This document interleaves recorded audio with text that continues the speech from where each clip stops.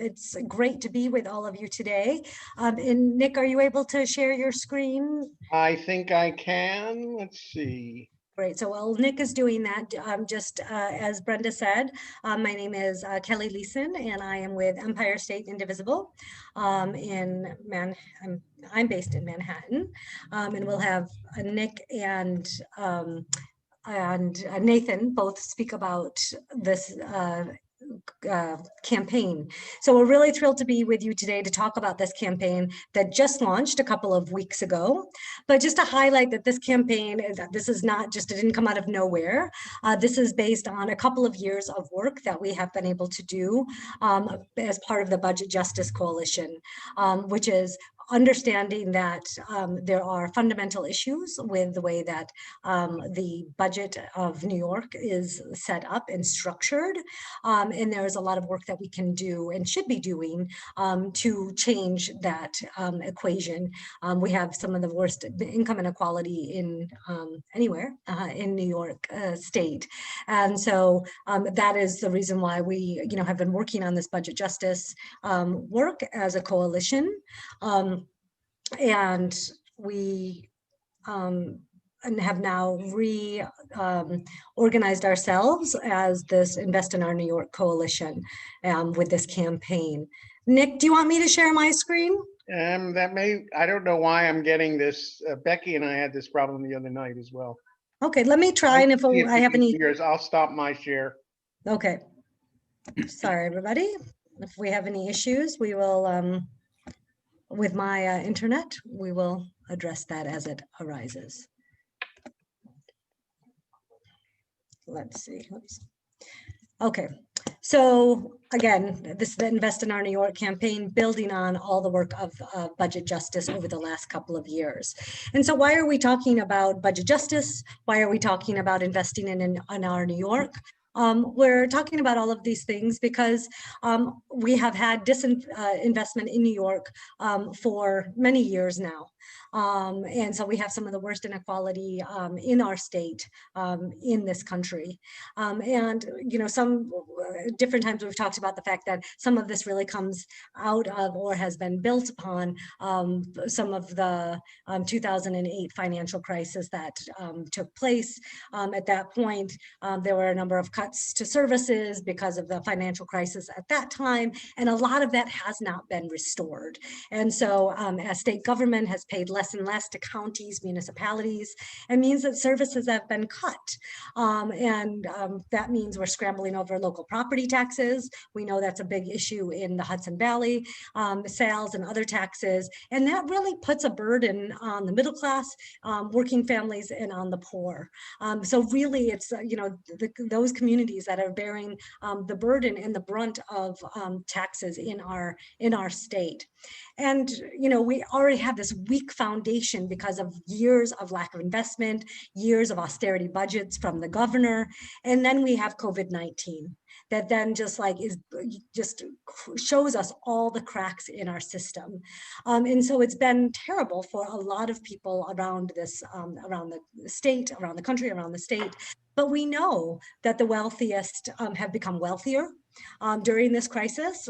We used to say we had 112 billionaires in New York State. We now have 120, and that's billionaires. I mean, the amount of wealth we're talking about is absolutely shocking. And we know that Black and Brown communities have been hit the hardest in this state during this COVID crisis. So why am I, okay.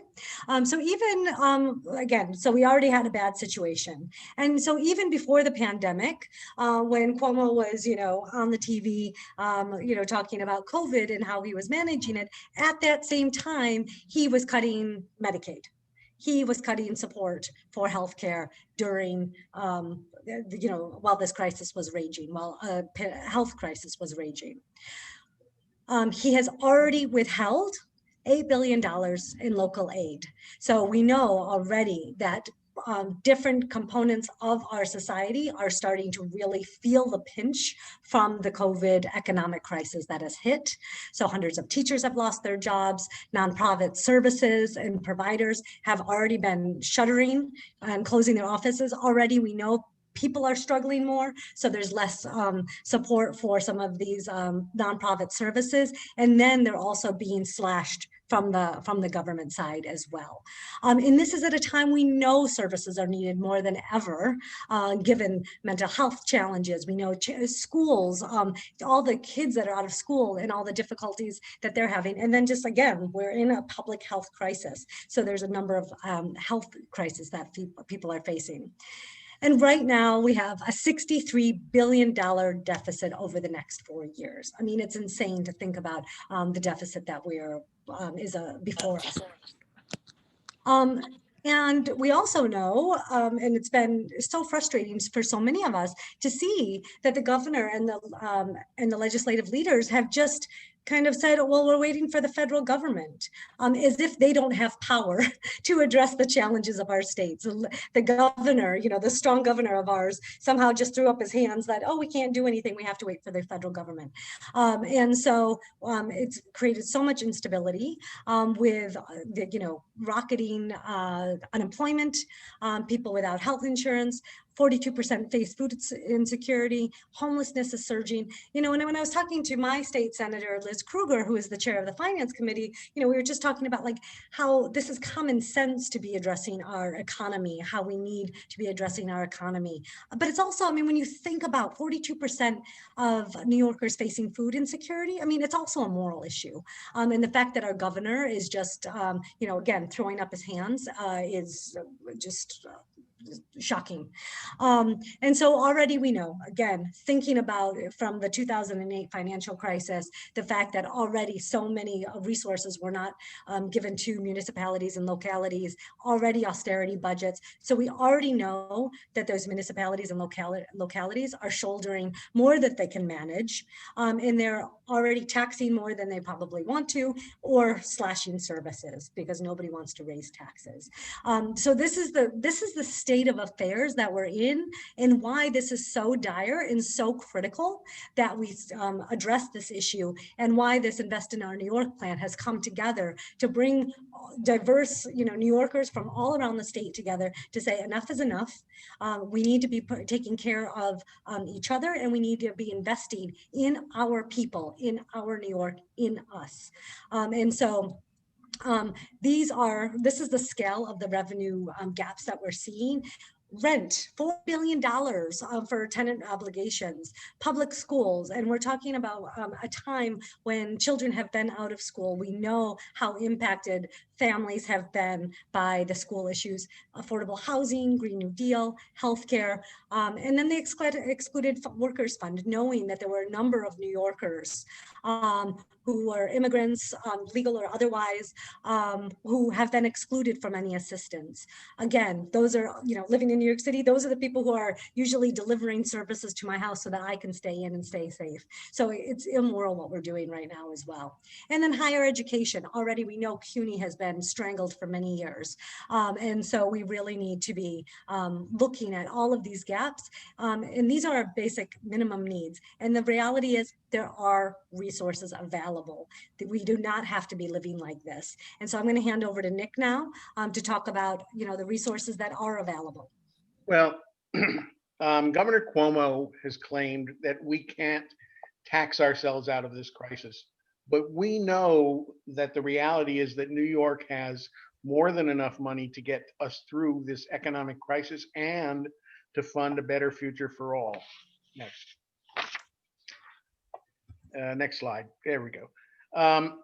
The New York metro area is the largest economy in the US. In fact, the New York City economy is the 10th largest in the world. It's bigger than, obviously, than most countries. We have quite a concentration of wealth in New York State. Next, please. So where is all our money? Next. You know where. The rich are hoarding our economic growth. I mean, what this graph shows is that in the period from 1945 to 1973, the post-war period, which was a boom period for most non-Black and brown people, but it was considered a boom period. In that period, income growth for all was roughly equal.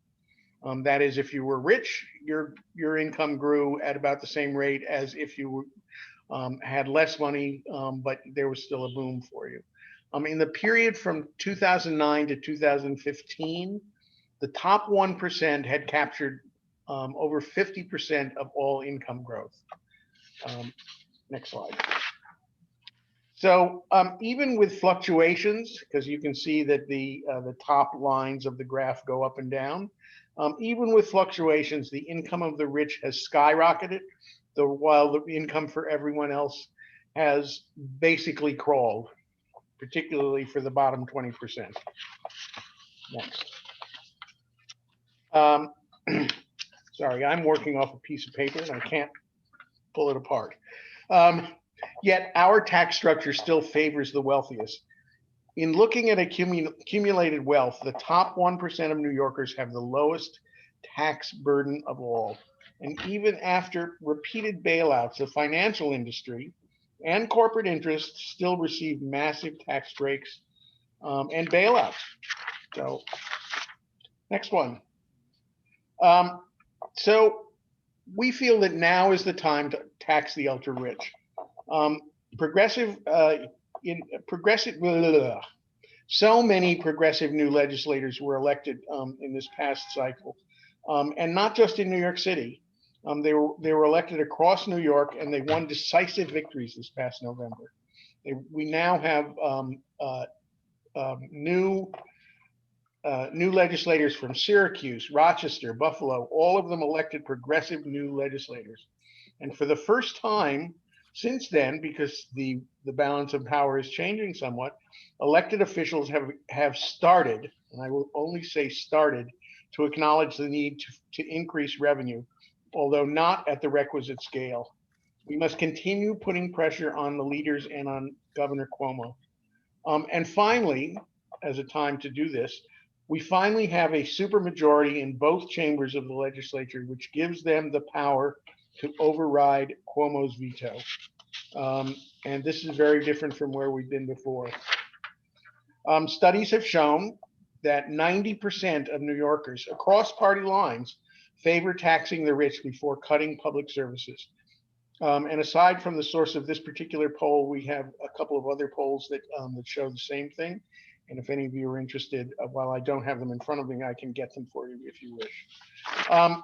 Even Republican State Senator Phil Boyle declared, and Phil Boyle is pretty conservative. As a fiscal conservative and a bit of a libertarian, I haven't supported a tax increase in my 25 years as a state legislator. But during this unprecedented crisis, I would rather ask some extremely wealthy New Yorkers to pay a little more rather than raising property taxes on my constituents who are already suffering financial hardships. This is a man who at least can see at least a portion of what the truth is. And I'm going to turn it over to Nathan at this point. All right. Thanks, Nick. So I'm Nathan. I am, I'm in Brooklyn. I'm here from the Democratic Socialists of America, which is one of many organizations involved in this Invest in Our New York coalition. I'm part of now kind of big. It used to be a small working group within DSA called the Debt and Finance Working Group, where we do a lot of reading and thinking about policy issues and how to have a very progressive or left-wing approach to those issues. And I am a tax attorney, so I'm here to talk about the bills and some of the details. I'm personally happy to go into just about any level of detail on these, so send your questions my way. Before we get into the specific bills, which we'll walk through, there are a few sort of principles driving the whole project. One is there's an old adage in the tax policy world. People say an old tax is a good tax. And the idea there is just that taxes are complicated. They're very mechanically complex. They're hard to administer. And so you generally want to rely on the sort of apparatus and structure that you have in place. Often in conversations about raising new revenues or taxing the rich, you hear a lot of ideas like, oh, well, let's tax jets, because that's a way to stick it to the rich, or maybe we'll tax pollution. And those might be nice ways to influence behavior or make certain statements about values, but they generally don't raise money. The taxes that we have here are the ones that really raise revenue. So the income tax, for instance, raises about 2/3 of the state's tax revenues. So you have to look to the income tax if you're serious about revenue. So this is a revenue-driven package. Related to that, there's no earmarking in these bills. Sometimes new tax proposals will have dedicated spending streams that are kind of driving the whole project. And that can be a good way to sort of build up a coalition initially to get some people invested. But we think that it can cause some organizing issues later on down the road. And because of the scope that we think is needed for this kind of project and for this moment, there's no dedicated spending. This is really just driven by the question, how can we raise as much revenue as possible, sort of within the bounds of what's economically feasible, in order to drive really a long-term recovery of the real economy and a recovery for working people in New York. Tell me if you can't hear me. I'm getting an unstable internet message. All right, so let's go to the next slide. We have 6 bills. Our revenue estimate, it's hard to do revenue estimates, but we estimate that we can bring in about $50 to $75 billion annually. That would just about double the state's annual tax revenues. Next slide. So before talking about the specific bills, we should talk about the sort of general categories that the bills fall into. And these are sort of fundamental, what we call tax bases, like the thing you tax. So one is incomes. As I said, income tax is a very important source of revenue. It's something that you generally want to tax, people's annual earnings. And so you have to have solid taxes and progressive taxes on income that fairly distribute the burden of income taxation. But even if you are taxing annual incomes, that still doesn't get at accumulated wealth. And we want to tax accumulated wealth both for revenue purposes and to egalitarian ends, and to sort of at least abate the increasingly extreme development of these intergenerational dynasties of extremely, extremely wealthy families. And then those two categories, incomes and wealth, are really taxes on individuals, but businesses have to bear their share of the tax burden. So we also have proposals for business taxes. So with that said, let's go into some of the details. The first bill is creating a progressive income tax. And we should just briefly explain what that means. Progressivity in tax terms has a sort of specific meaning. It's somewhat more specific than just sort of politically the sense of being progressive. A progressive tax structure is one in which higher earners pay a higher tax rate on their income. And one way to cash that out is if you imagine a flat tax of say 10%, a lot of people might look at that and think, well, that's a fair tax, because if you earn more money, you're going to pay more in a dollar amount in your tax liability. If you earn $50,000, you pay $5,000 in taxes. If you earn $1 million in a year, you pay $100,000 in taxes. But that's not actually a progressive tax, because you have to imagine it in terms of the burden on the taxpayer. And if you're earning $50,000 a year, most of your income goes to rent, food, other costs of living. To the extent you're saving, it's fairly fundamental savings. Whereas if you're earning a really high salary of like $1 million a year, you have no trouble covering the costs of living. You can save more than enough money. And a lot of your income is going either to investments just to generate even more wealth, or to luxury consumption, or really discretionary spending. So a fair tax burden isn't a flat rate. A fair tax burden looks like, maybe 10% on middle income earners, but maybe 20 or 30% on higher earners. And that starts to spread out the burden more fairly. And that's how the federal tax code works. The rates for high earners are around 3 times what they are for sort of lower middle class incomes. So with that in mind, let's go to the next slide and look at what the state income tax actually looks like. So it's pretty flat.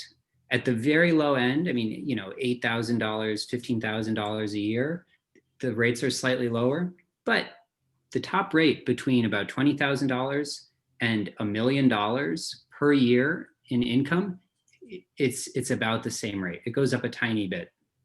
It's basically a flat rate. So that is one, just a flatly unfair kind of income tax. But it also means we're leaving a lot of money on the table. With a progressive income tax, you could raise a significant amount of additional revenue. So let's go to the next slide. This is sort of a graphical representation of what we propose. There's sort of a simple principle, which is that starting at incomes of $300,000 for single filers or $450,000 for married filers, the tax rate should step up just a little bit with each additional $100,000 of income. And this brings you up to around 12% annual tax rate on somebody making $1 million a year, and it goes up from there. There are additional brackets. This kind of income tax structure would bring in around $13 to $14 billion a year. That's about the estimate of the budget shortfall for 2020 from the pandemic. So you could actually fix the budget crisis just with a progressive income tax. We're not stopping there, but that's the scale of revenue you could get from having a fairer tax structure. Okay, next slide. So, this has more illustrations of the actual dollar amount. Sometimes it can be sort of hard to make sense of what all the percentages mean. So we say, look, at the low end, or at the low end of the increase, you've got an individual making $400,000 a year. Their taxes are only going up $650. So the actual dollar amount of the tax increase with this kind of progressive curve, it's not huge. It's definitely manageable by anybody with these very high incomes. So, all right, next slide.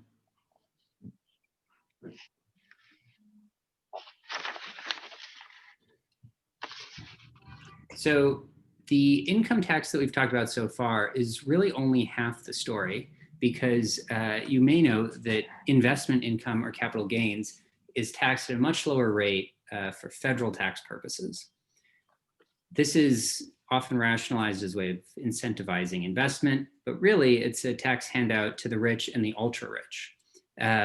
Many like billionaires are essentially just investors, and they pay the capital gains rate on basically all their income. So during the Obama administration, when they were trying to reform some of this, Warren Buffett would always say that he paid a lower tax rate than his secretary. Reason being that if you have a sort of middle income job, you basically pay higher tax rates on your wage income than the highest earners do on their investment income. So this proposal, it's part of the income tax, but it would actually add an additional tax to capital gains, and it would equalize the rates. So the bottom line is that everyone in New York, whether their income comes from work or investing, would be paying the same tax rate combined, federal and state, on all their income. And the next slide shows that this is basically an extremely progressive proposal, just because so much investment income is captured by the very top. Can we go to the next slide? So, here it is. It really, over 90% of investment income goes to the top 20% of households. Over half of all investment income goes to the top 0.1% of households. In a way, this is a controversial fact about the federal tax code, that it has this big preference for investment income. And often in presidential debates, you'll hear Democrats say, oh, and we have to end the capital gains preference. Now, it's not done. It's very hard to do because there's a lot of pushback. It's really hard to get the energy to do that at the federal level. But we say there's no reason to sort of separate state and federal tax policy. New York taxes investment income and wage income at the same rates. But if the federal government gives tax handouts to the rich, New York can offset them. New York can equalize the rates with state tax policy. So that's the idea here. All right, next slide. So remember, those two taxes are taxes on incomes, but that's only the first category.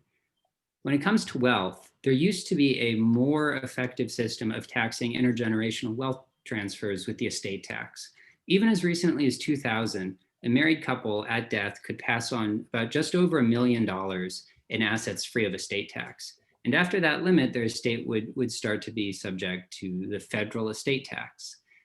That exemption has shot up in the past 20 years, to the point where now a married couple can pass on almost $25 million free of estate tax. There's been a very effective push by the conservatives to basically oppose the taxation of intergenerational wealth transfers. They just don't believe in it.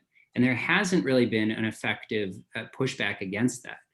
And so we say this has to be addressed. And we have a system that uses a combination of changes to the estate tax and inheritance taxes to really get at transfers of wealth. There's sort of a credit system. We can talk about the details later if someone's interested, but essentially it closes, it's not really a loophole because it's intentional, but it fixes up this system and creates a meaningful taxing the transmission of wealth between generations. Next slide.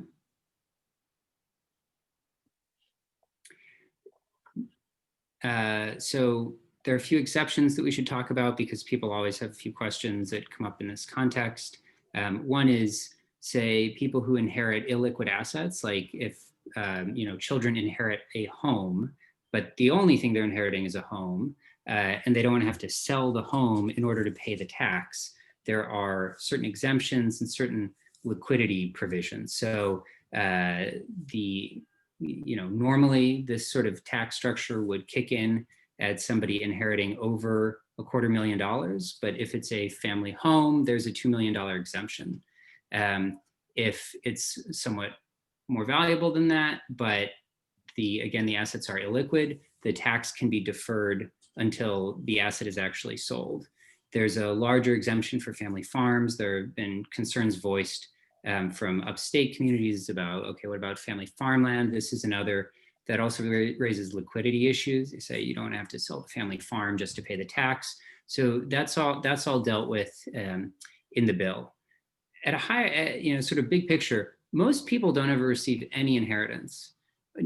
Of the people who do receive an inheritance, about 99% receive an inheritance of less than $200,000. So the sort of rates we've prescribed here for taxing larger inheritances, this is really a tax on the 1%. Next slide. In addition to taxing transfers of wealth at death between generations, we also say New York should just have a conventional wealth tax. The people who are ultra rich, you should basically pay whatever it is, 0.5%, 1% of your net wealth to the state. Given how rich the rich have become, this is a very timely proposal. Unfortunately, it can't be done in New York State right now because the Constitution precludes it. It's about a 90-year-old provision, maybe 100 years old now. It says basically you can't have a wealth tax. So we say, well, let's start by amending the Constitution, striking that provision, and then we can start to actually implement a wealth tax. So moving on, we now have our business taxes. Remember, we covered taxes on income, taxes on wealth. Now we're talking about business sector taxes. The first one is a financial transactions tax. This is a tax very similar to what New York actually had for a very long time between 1905 and 1980, where essentially any transfer of a share of stock, you pay a very small tax on it to affect the transfer. This is a sort of common tax globally. There are about 25 countries that have taxes on financial transactions.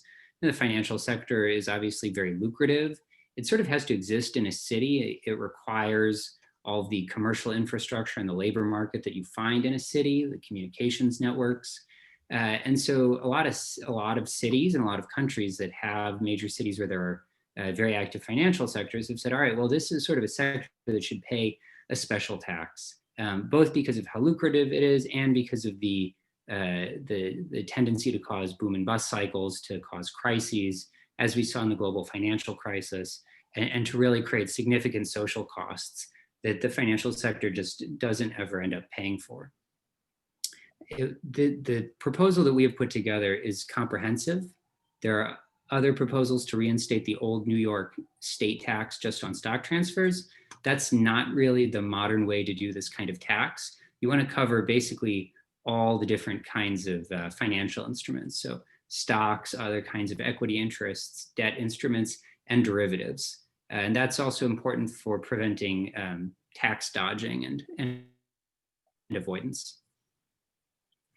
So this is a good question. Lynn asks, there were 15 bills that were being lobbied for last year. Have these been consolidated? So last year there was an approach called 14 ways to tax the rich, and then it turned into like 16 or 17 ways, and there were a bunch of different bills. And they were all different types of bills. Like there were increases to the income tax, but there were also like sort of narrower increases on luxury homes that were changes to the property tax.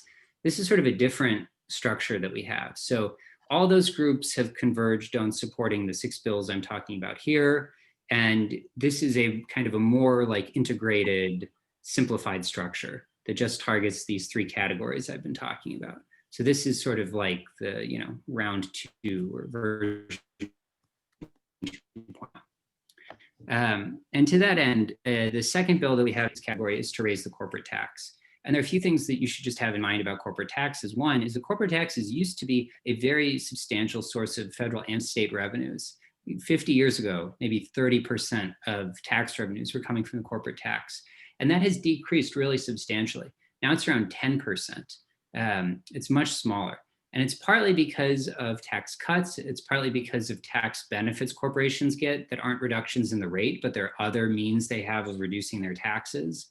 And it's because corporations have gotten really good basically at gaming the tax rules. But the biggest change was in 2017 when Trump basically passed this, his only real legislative accomplishment, which was cutting the US federal corporate tax rate from 35% to 21%. This was extremely expensive. This cost, it's estimated about $2 trillion over 10 years. The US now has about the lowest corporate tax rate among developing or developed countries. And it already had a very low effective rate because of corporations finding ways to game the tax. New York's own state corporate tax rate is relatively low. It's about in the middle of state tax rates. Cuomo cut it even further down in 2015. And so there is a lot of room to increase taxes on corporations. We actually say the right way to do this is to reverse Trump's tax cut. It's sort of similar to what I said earlier about the investment income proposal. We say, as long as the federal government is going to give these crazy tax cuts, New York can recapture that income.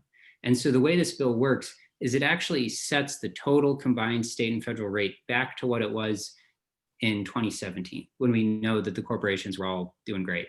If Biden were to increase the corporate tax rate, this surtax that we impose in New York would go down. But Biden has never said that he wants to raise it all the way back up to where it was. So we're always going to have like a net increase in the rate. That is the last bill. Let me take a quick look at these questions. So somebody asks. Can I jump in for 1 second, Nathan? Yeah, please. For me, there are some points. I mean, Nathan is fabulous on the details of the bills and how they actually work. And I believe that this 6 bill package is really good policy. But what really resonates with me, and I've repeated this at every presentation that I've done, is the way that they all address the way the rich are treated differently from the rest of us.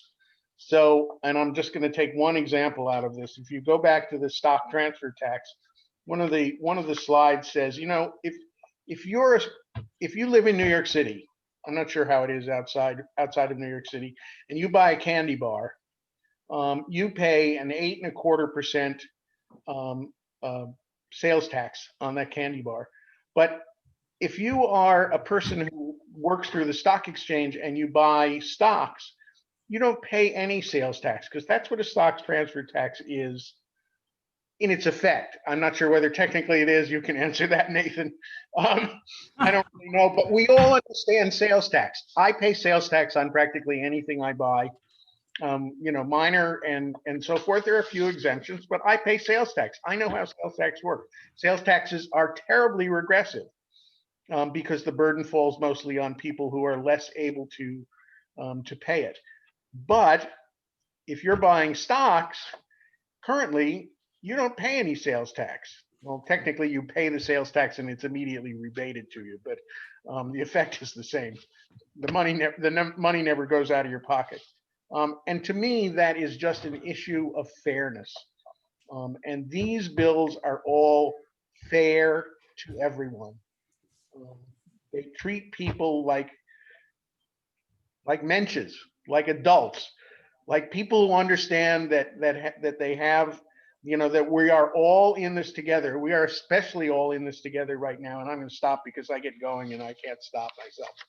But that's the point that I want to make about what these bills do for people like us, people like you and me who don't have $400,000 incomes or $1 million incomes.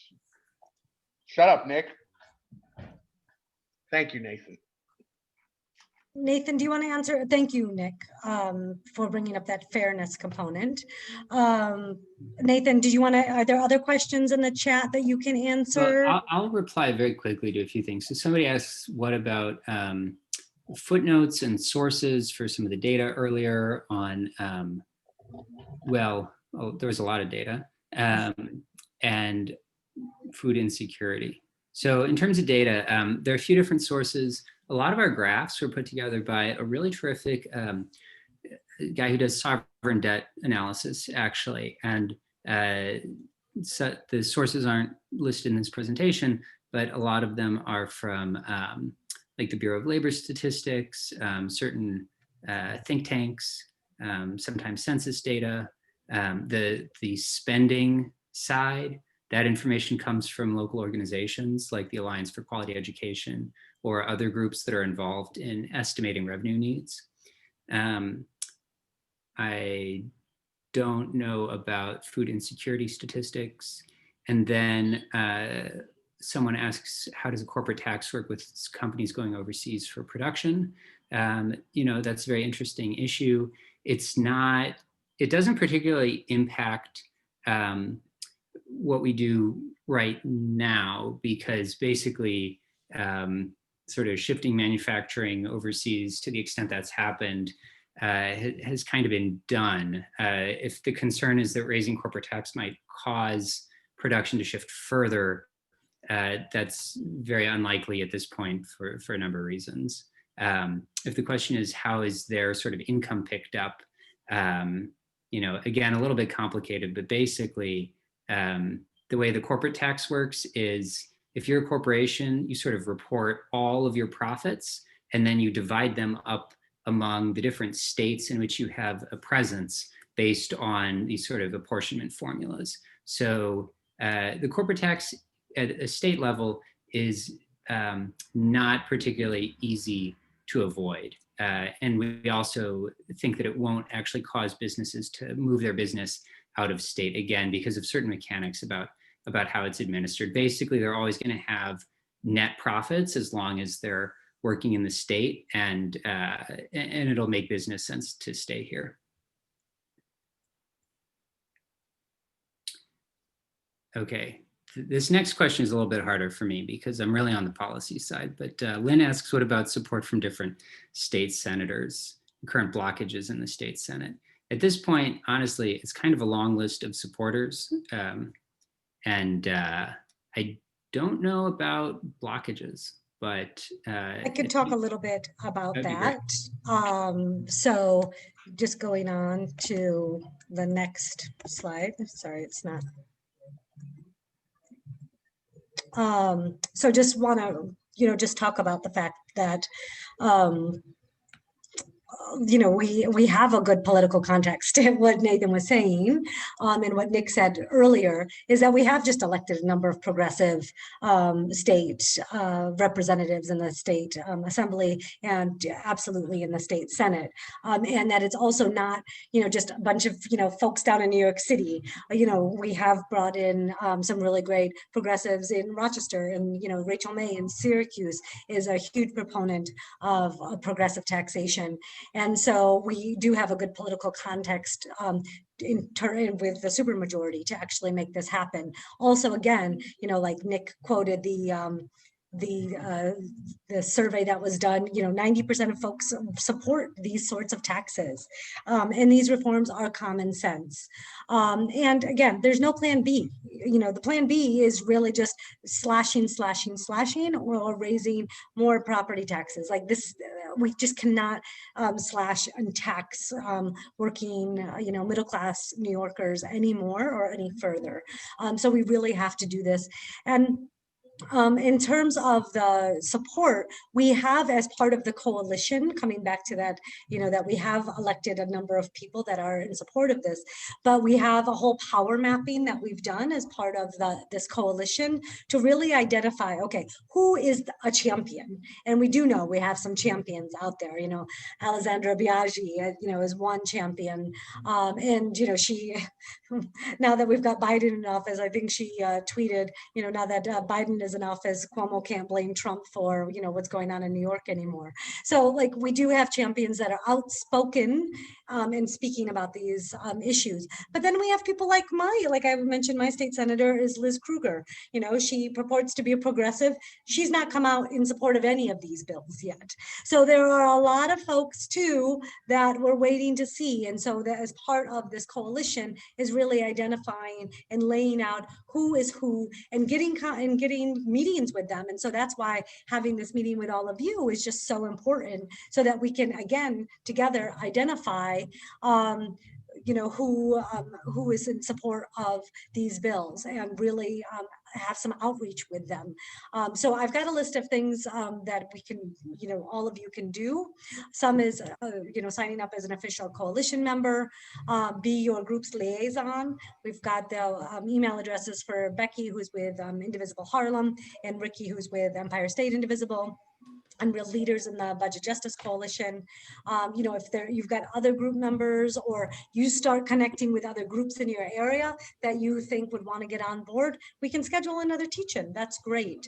And then help us with the voter outreach. And I want to talk for a second about number 4, because number 4 about voter outreach in terms of phone banking and letters to voters is based on that power mapping that we're doing. If we're seeing that, we have some state senators who are maybe, maybe a little bit nervous about supporting, really taxing the wealthy, we need to put pressure on them. And so that's why we need folks, like if it's one of your own state senators, you as a group, you can do letters to voters, you can help with some of that phone banking. If all of your state senators and your districts seem like they are on board and they're champions and they're, going for it, then we can help connect you to some of the other voters in other parts of the state. But that's why doing this power mapping and really understanding who is a true champion, who is a true advocate, and who is just, kind of laying low, and where we need to exert that pressure. And so off the top of my head, I don't know the names of all of them, but we can follow up with you afterwards to make sure we get you that information. And again, if you already have relationships, I think Richard, if I'm not mistaken, was saying who had a meeting with one of your state assembly members. Those are good opportunities to actually talk to your representatives and find out really where they stand and press them. It's not just, I'll support it, but will they come out publicly and support it? What is it that they're willing to do to get this happen? Will they talk to leadership to make this happen? And we really need to exert pressure through this. And so that's the role that all of you can play as leaders in your communities to get some of this passed. I want to highlight something that was brought up earlier in the call as well, is that what we're worried about is that Cuomo is like, talking about some taxation for the most wealthy, or that some of your state legislators are going to talk about some little tinkering on the side and just pat us on the head and be like, yeah, we did it. We raised some revenue. We are talking about going bold. These are 6 pieces of legislation that we are putting forward that need to happen. We recognize that right now we should be addressing COVID, absolutely, but this is not just about COVID. COVID is on this weak foundation. So we need to go bold and address these issues. And so we also want to be careful. And this is as leaders in your community, don't let them placate us with just tinkering around the edges, because we need a lot of money. And we need it to be raised, and there is money to be had. We just went through how that can be raised, and without slashing and without raising property taxes further. So just want to just highlight that point, because we do know that there's probably going to be some messaging that's going to come out from the governor and potentially from some of our state senators that will be to try to get us off their tails, and we don't want to fall for that. So that's it from me. And Nick or Nathan, anything else to add? Any other Can questions? we ask some more questions, Kelly? Sure. Why don't you just go Please. ahead and ask Sure, them? I think, yeah, I think we can just, people can just raise questions. So if people don't mind, I'd like to kick off by wondering, in terms of Cuomo's justification for cutting Medicaid and also school relief and things like that, is it because of needing to balance the budget? Or, I mean, does he give any justification for that? I'm extraordinarily concerned about the Medicaid cuts during this time. Well, he doesn't give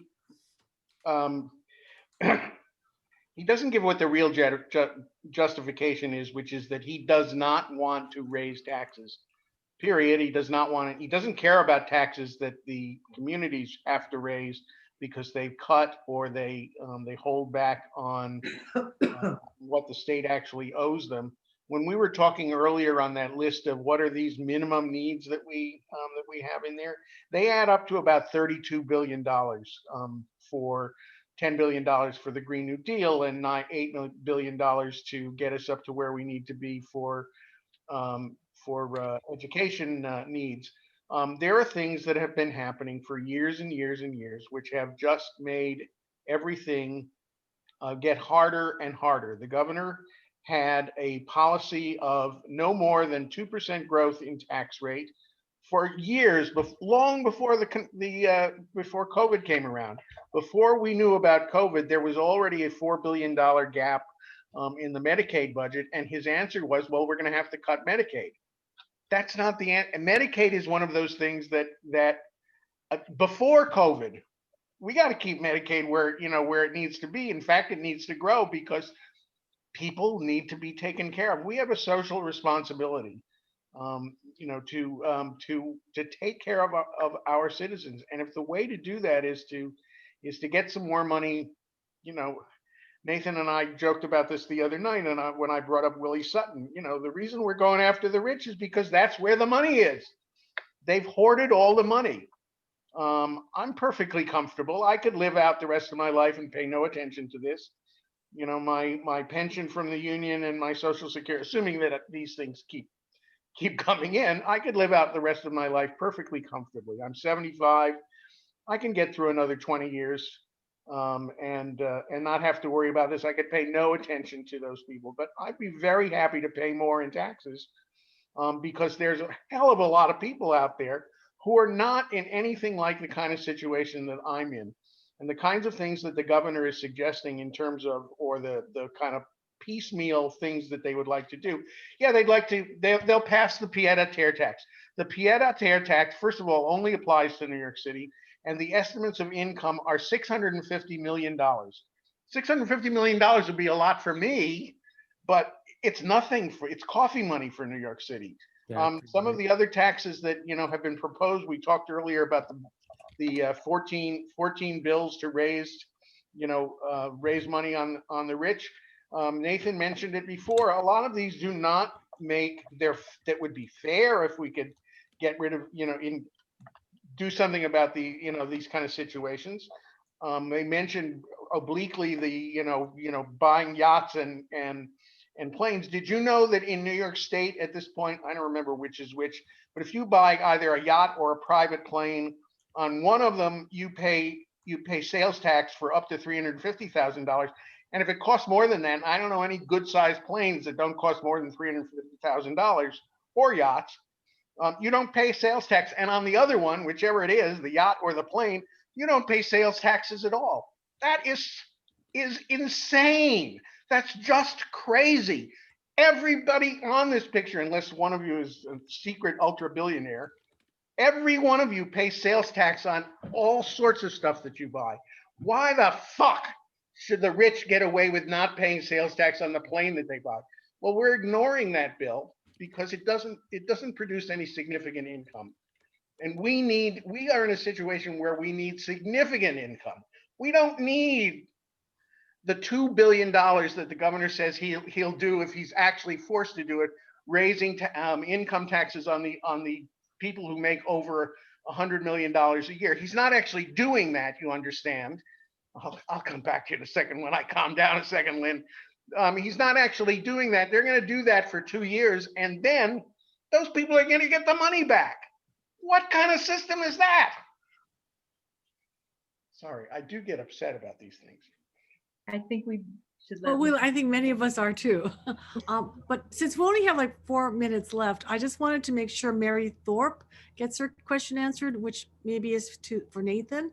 Do these 6 bills have numbers? I understand they might be released next week by the state Senate or in the state Senate. We just got a bill number on the capital gains bill. It's all sort of in process right now. So they should be coming out soon. And do they all have a single sponsor, or they kind of have a mixed bag of sponsors? It's kind of a mix. There's sort of ongoing discussions about to see who's going to co-prime sponsor stuff. But most of the sponsors are lined up at this point. But this time with that, I think Lynn, you asked about like the 15 bills previously. This time with the 6, there was like real effort and strategic thinking about who should be those sponsors. So I'm almost certain they're not going to be all the same sponsor, but whoever it is will be in charge and a real champion of it rather than just kind of like sitting on it. Yeah, because there are several of us on this Zoom tonight that have Michelle Hinchy as our new state senator. So we really want to start organizing our efforts to make sure she becomes a champion. Great. And we can follow up once we have that list with Brenda, because Brenda we organized the call with, to share that with you, to share out if you wouldn't mind, Brenda. Marjorie? Just two quick questions. The Medicaid cuts, isn't a huge portion of Medicaid paying for long-term care like Aunt Tilly, quote unquote, in the nursing home? I'm trying to think of a sales point because it's horrible in this time to cut Medicaid. It's just evil. Yeah. I mean, Medicaid is a huge part of the budget. So that's why it gets cut. Yeah. So you're cutting your aunt that needs the care. And also the counties have to make up a lot of it too. So, and the other thing is the paying per transaction. I know this has been around a while. I really hope it becomes a law because wouldn't that sort of calm down the markets? I mean, you're not doing all these crazy transactions. That's exactly right. Avoid a bubble. That's one of the oldest. I mean, that goes back to the economist Keynes for 80 years now. That's been one of the core arguments among economists, that a lot of these, the financial sector is very bloated. It's not very productive. There's a lot of research now showing that it's sort of a drag on the overall economy. And that's very intuitive, right? You have sort of highly educated, very smart people who, instead of going into businesses where they would do something a little bit more productive, enter an industry that's essentially just speculative. And so cutting down some of their profits is both a good way to raise tax money. It also mitigates those boom and bust cycles. And it does shift some economic activity into sort of more beneficial sectors. It's a good way to sell it, isn't it? I think Susan has a question and we'll make Susan's question the last one. Thank you. So my question was understanding the difference between corporate and small business tax. And what, just small businesses that are here in New York State. and sell outside of New York State and within New York State. What is the difference between that and a corporate tax? So the corporate tax affects businesses that are organized as corporations, which is a particular kind of legal form. Now, the corporation legally is generally used for bigger businesses. And it's a little bit complicated. I mean, it's all pretty interesting, but corporations pay an entity level tax. So, with the whole Citizens United thing, and corporations are people too. Corporations are actually persons for tax purposes, and corporations pay tax on their income, on their profits, and that's what the corporate tax is. A business doesn't have to be organized legally as a corporation. So, you've probably heard of LLCs. So a partnership, for instance, doesn't pay the corporate tax. LLCs don't pay the corporate tax. Those actually, there's some nice detail here, because part of Trump's 2017 Tax Act wasn't just cutting the corporate tax, it was also giving a huge tax benefit to partnerships that are really in real estate and manufacturing, basically Trump's cronies. So the bill actually also reversed that tax deduction for the big partnerships and LLCs, but it would keep in place a sort of nice, fairly generous tax deduction that is available to the owners of those kinds of businesses that are just at a much lower income level. So actually, this whole structure would preserve a tax benefit for small businesses that are true small businesses. And so that's my last question. I think all of this makes me think about, how do we use the words right? Because every tax is viewed long, and we don't want someone like Michelle Hinchy to get attacked, like we've seen sometimes, a full-on attack from the right, and making sure we have the right messages for the value. And I love your statement, invest in New York. I think that's one of the best word choices I've seen. So I think we need to think about that for some of these other taxes or changes in the taxes to do the right thing by the people of New York, just to help with words. This is what I'm thinking. Yeah, I'll stop there. Can say, Susan, I know there was a lot of work by the steering committee to get that language right. And so I'm glad to hear that you think that that's, they captured it. So that's great. Lynn, did you want to say? Yeah, just before you wrap up, and just to keep moving this forward, Sue Brissett is organizing a New York 19/Hudson Valley Coalition meeting next week. And so we're certainly going to add this to the agenda to bring in other groups that have not participated in this, to see if they might want to have teach-ins, and to see again how we can start organizing to start lobbying our respective senators. Great. And I know at least in our county, they're looking at raising property taxes, and our town has already raised property taxes to bring in more revenue. So that's certainly an argument that would resonate in this area of the state. So I want to thank Kelly and Nathan and Nick for really very educational program, thought-provoking, and now we have work to do. So thank you very much. And I'll look forward to sharing the list of legislators and where they stand on the issue. Thank you. Thank you very much. Thank you so much for having us. Take care. Thank you. Thank you. Thank you. Bye-bye. Good night, everybody. Good night. Be well.